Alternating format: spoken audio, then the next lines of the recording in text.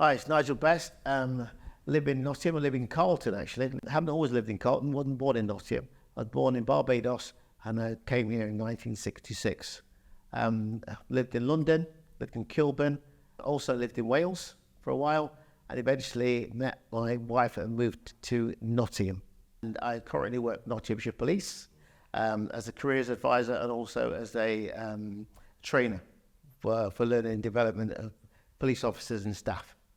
Before that, I worked for Royal Mail as a postman. I graduated in 97. I did a 4-year BEd. I used to work as a teacher. The school at the time used to be called the Forest School.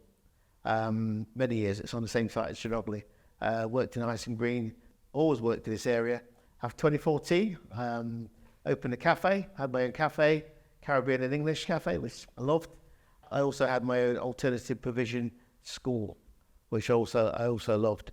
And I think the pandemic happened then, and from there I did a bit of voluntary work for the police, and then I worked for a company called Life Skills, where you go into primary schools and you teach year 5 and year 6 young people about drugs, alcohol awareness.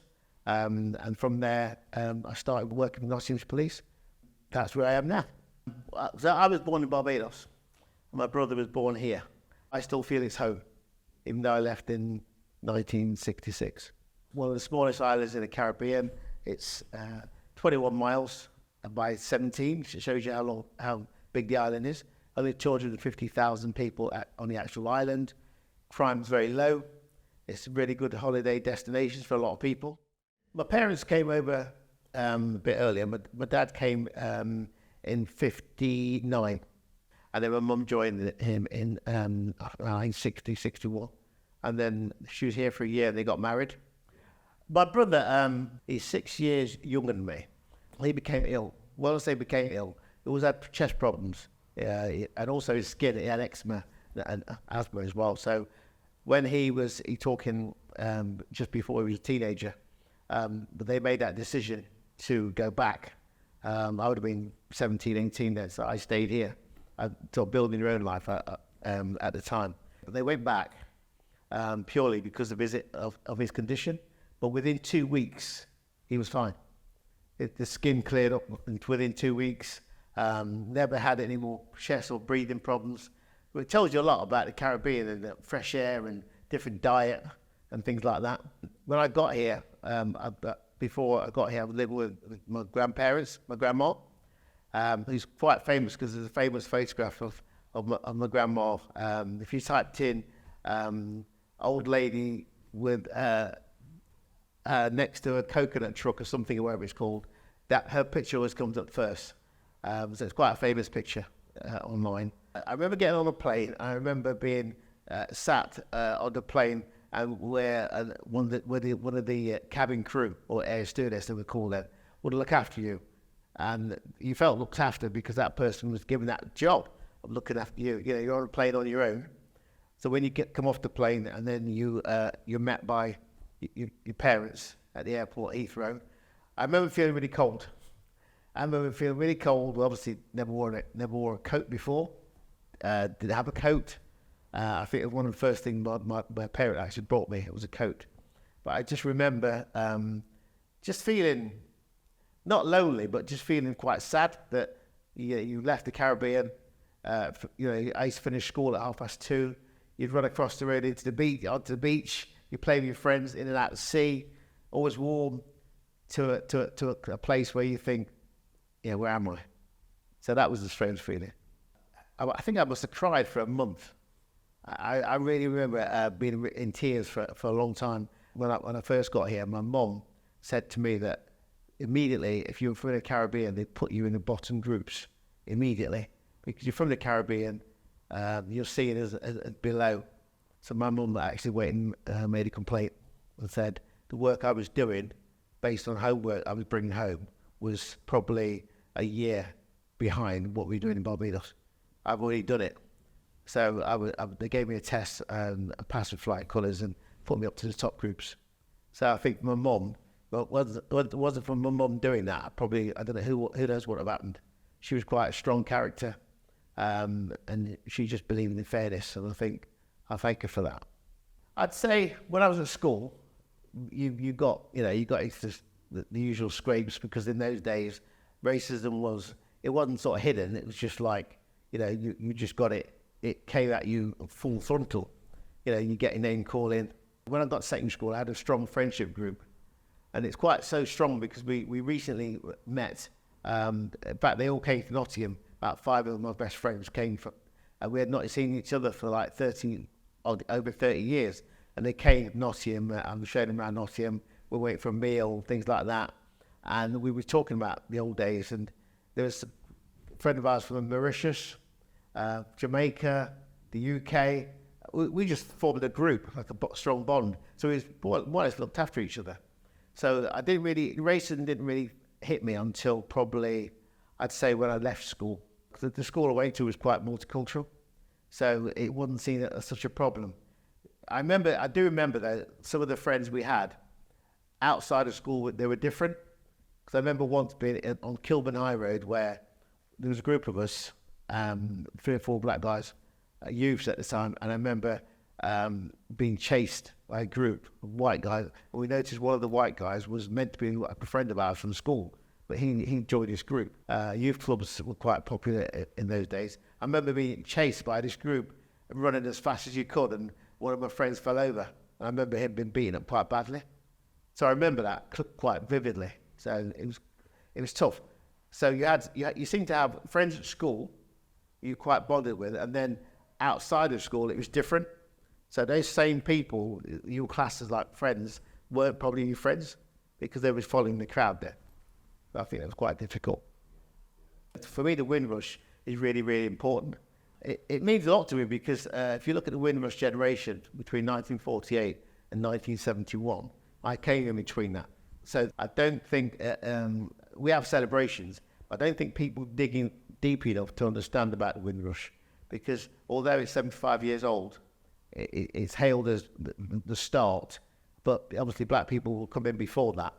But I think for 1948, when that ship arrived in Jamaica, and nearly 500 people actually got on, and the ship had to turn around and come straight back, the UK, for me, wasn't ready for it. I think they probably thought they'd get 50 or 100 and then move on to the next island, but it didn't work that way. At the time, Jamaica was going through a lot because it had been battered by a hurricane. So there wasn't a lot of employment at the time, and I think for £28 and 10 shillings, you could get on this ship.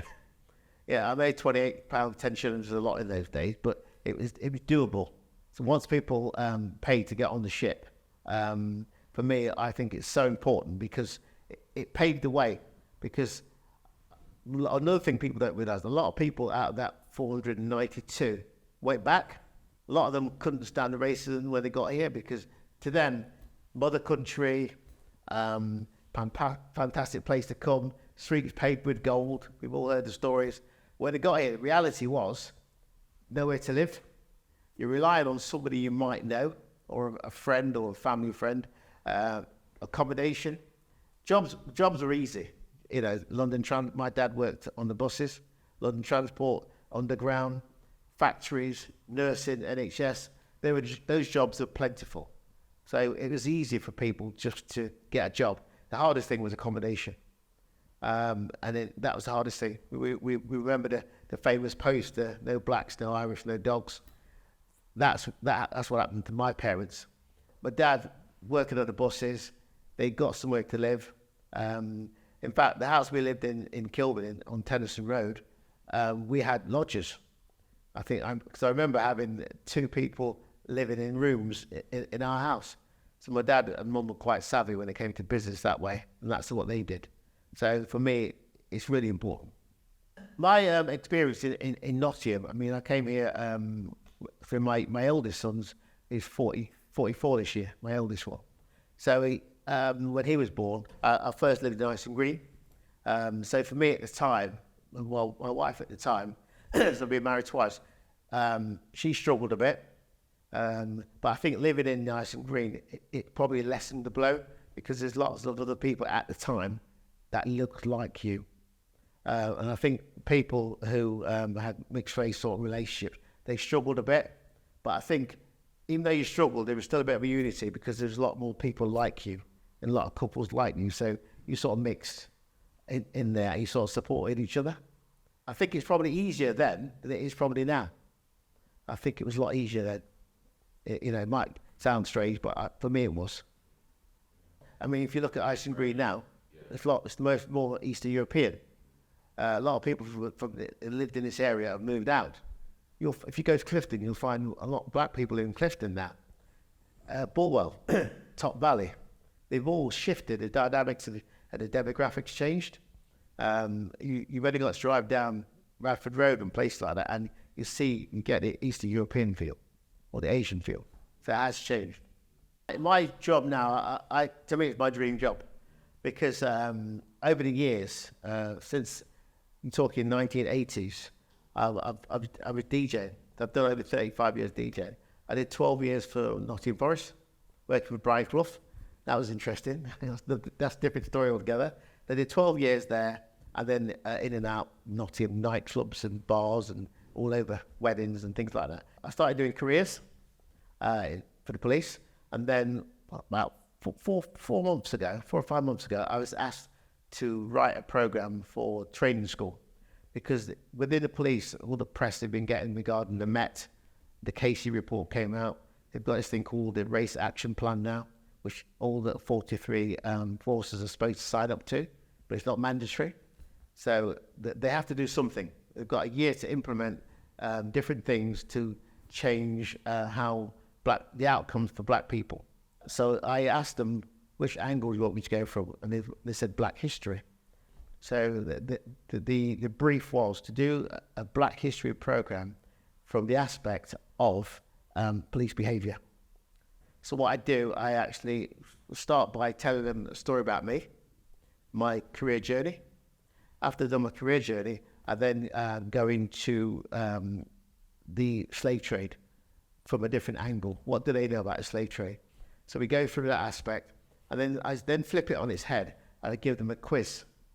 And the quiz is just showing different people on the screen, and they always pick out Lenny Henry, they always pick out Sir Trevor MacDonald, and they may pick out Baroness Lawrence.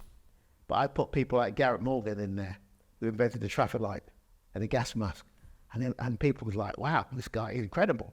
I put Claudia Jones, started the carnival.